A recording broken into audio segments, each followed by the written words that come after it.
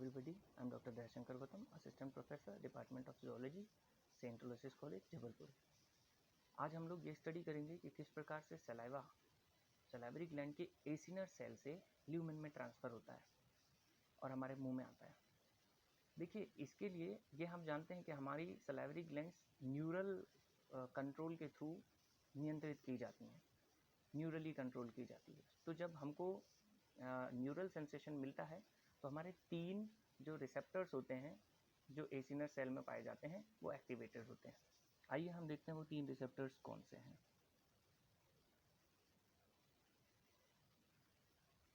देखिए, सबसे पहला वाला रिसेप्टर ये अल्फ़ा आर लिखा हुआ है, जिसे कहा जाता है अल्फ़ा एड्रिनो रिसेप्टर।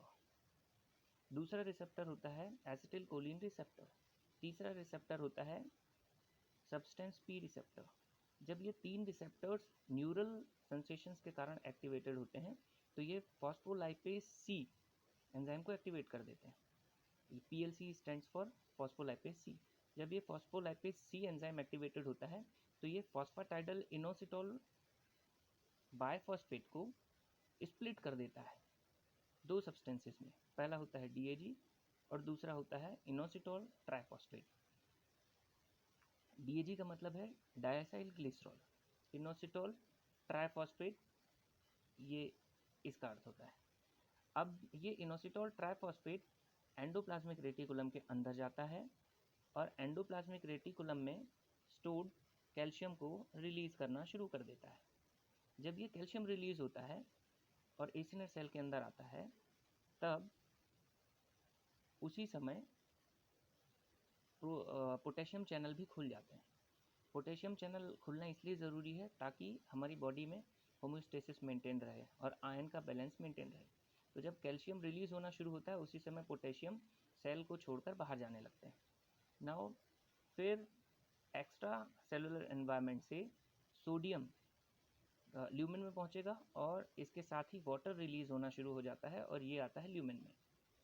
ये कैल्शियम के रिलीज़ होने के कारण होता है, कैल्शियम के ही रिलीज़ के कारण हो रहा है।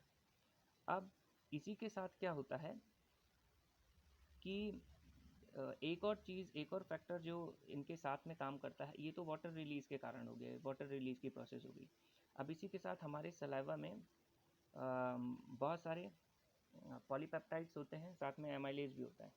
तो ये एमाइलेज एंजाइम और पॉलीपेप्टाइड सीक्रेट करने के लिए फिर से 2 रिसेप्टर्स एक्टिवेटेड होते हैं। ये रिसेप्टर्स क्या होते हैं?